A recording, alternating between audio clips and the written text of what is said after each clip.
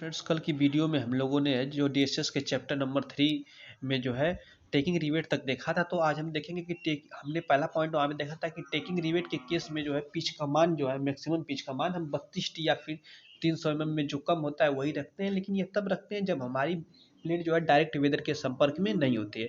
यदि हमारी प्लेट जो डायरेक्ट वेदर के संपर्क में होती है तब वहाँ पर जो है हम जो मैक्सिमम पिच का मान लेते हैं वो 16 टी या 200 mm में जो कम होता है वो रखते हैं। अब बात कर लें मिनिमम एज डिस्टेंस और end distance. Edge minimum edge distance और इन डिस्टेंस जो का मान जो है हम लोग सेम ही रखते हैं। तो पहला है हमारा मशीन कट। तो यदि हमारी जो प्लेट है उसको मशीन द्वारा काटा गया है तो वहाँ पे हम लोग 1.5 इंटू होल का डाया लेते हैं। और यदि वो सीएड है इसमें प्लेट में या फिर हैंड कट एज है तो उसके लिए जो हम लोग 1.7 डाया ऑफ होल लेते हैं मिनिमम एज और इन डिस्टेंस का मान।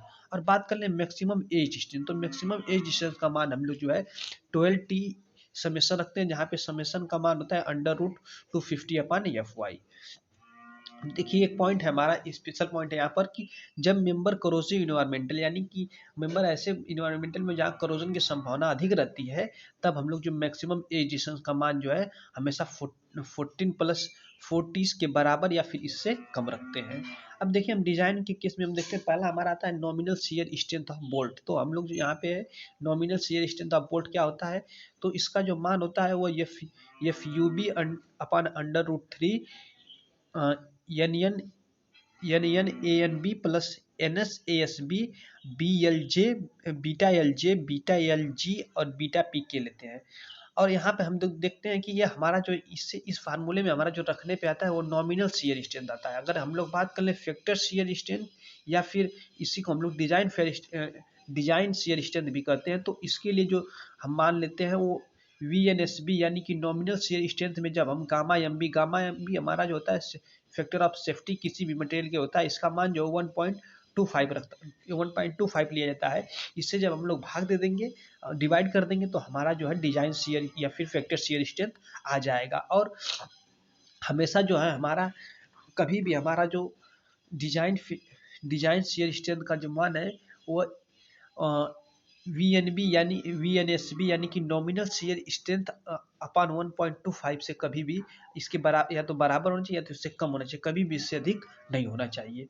तो हमने देखते हैं कि एफ यू बी जो हमारा होता है ultimate tensile strength of bolt यानी कि बोल्ट की जो है अल्टीमेट टेंसाइल होता है टेंसाइल स्ट्रेंथ होता है। अब यहाँ पे एक पॉइंट दिया है एनएस क्या दिया, number of shear planes without thread intercepting the shear plane. यानी कि यहाँ पर हम लोग देखते हैं कि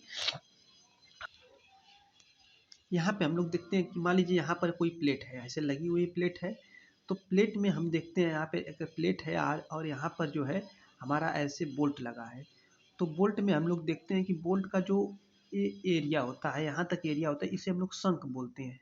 और जो यहाँ तक एरिया जिस पर थ्रेड बनी होती है उसे हम लोग थ्रेड एरिया बोलते हैं। तो पहला जो हमारा पॉइंट दिया है कह रहा है कि यहाँ पे जो पहला पॉइंट हमारा है वो कह रहा है कि number of shear planes without thread intercepting the shear plane. यानी कि यहाँ पे जो शियर हमारे दिखाया गया है, नंबर ऑफ शियर आया है, वो यहाँ पे जो नंबर ऑफ शियर है वो प्लेट के बस इसी भाग यानी कि संक पे से लिया गया है। जो संक पर जितने भी हमारा शियर आ रहा है, संक पे जो नंबर ऑफ शियर आ रहा है संक के भाग से लिया गया है, इसमें थ्रेड के भाग द्वारा नहीं लिया गया है NSB का मान। मतलब आगे हमारा है ASB। तो ASB क्या है, नॉमिनल संक एरिया। तो जो हमारा नॉमिनल संक का एरिया लेते हैं वो π/4d² लेते हैं।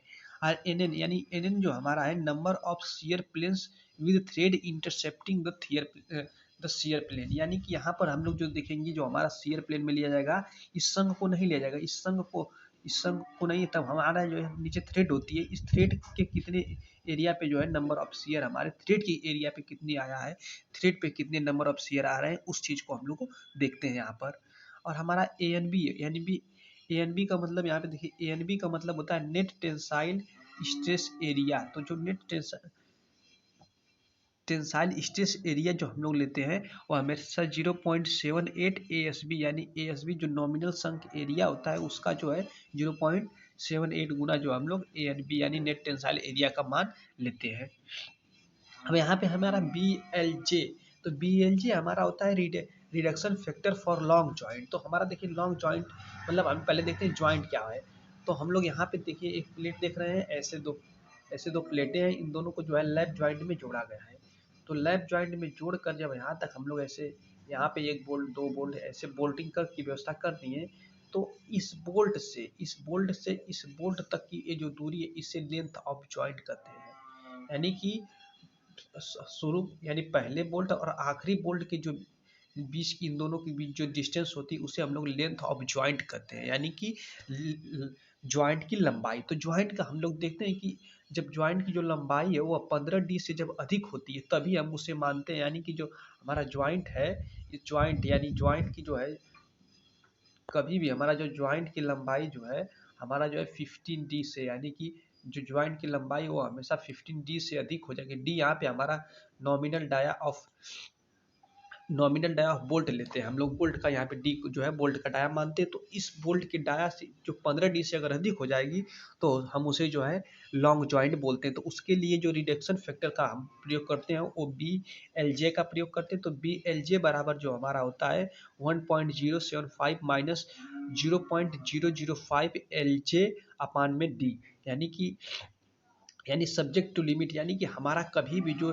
BLJ यानी कि रिडक्शन फैक्टर, जो हमारा radiation factor for long joint है उसका मान 0.75 के बराबर या उससे अधिक होना चाहिए, और एक से हमेशा जो है कम, एक के बराबर या फिर उससे एक से कम होना चाहिए। कभी भी हमारा रिडक्शन फैक्टर का मान जो है 0.75 से कम नहीं होना चाहिए और एक से अधिक नहीं होना चाहिए रिडक्शन फैक्टर का मान जो है लॉन्ग जॉइंट में।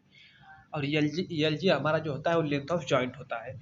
आगे हम लिख देखते हैं कि बीटा पी के, तो बीटा पी के हमारे यहाँ पे reduction factor for packing plate. तो पैकिंग प्लेट में हम लोग क्या करते हैं कि इसका प्रयोग तब करते हैं जब पैकिंग प्लेट की थिकनेस जो है 6 mm से अधिक होती है, यानी कि जब हमारी पैकिंग प्लेट जो लगाई गई है उनकी अगर जो हम थिकनेस यानी मोटाई देखते हैं वो 6 mm से अधिक है, तो वहाँ पे हम लोग बीटा पी के का प्रयोग करते हैं। इसका मान जो है वन माइनस 0.0125 TPK, यानी TPK यहाँ पर है जो थिकनेस ऑफ पैकिंग प्लेट, यानी पैकिंग प्लेट की वन में से जो है 0.0125 इंटू TP के माइनस करेंगे तो हमारा जो है बीटा PK यानी कि reduction factor for packing plate का माना जाएगा।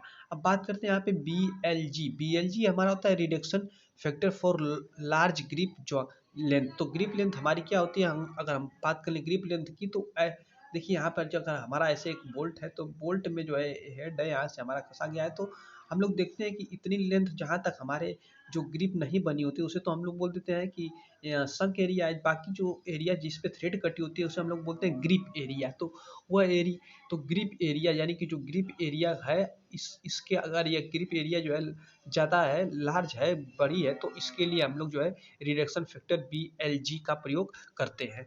तो देखिए इसका प्रयोग हम तब करते हैं जब ग्रिप लेंथ यानी जो ग्रिप की हमारी थ्रेड जो कटे हैं उनकी जो लेंथ है वह 5D और 8D के जब बीच में होती है, तब हम जो है BLG बीटा LG का प्रयोग करते हैं। तो बीटा LG बराबर जो हमारा होता है 8D अपान में 3D प्लस LG। तो LG हमारा लेंथ ऑफ ग्रिप है।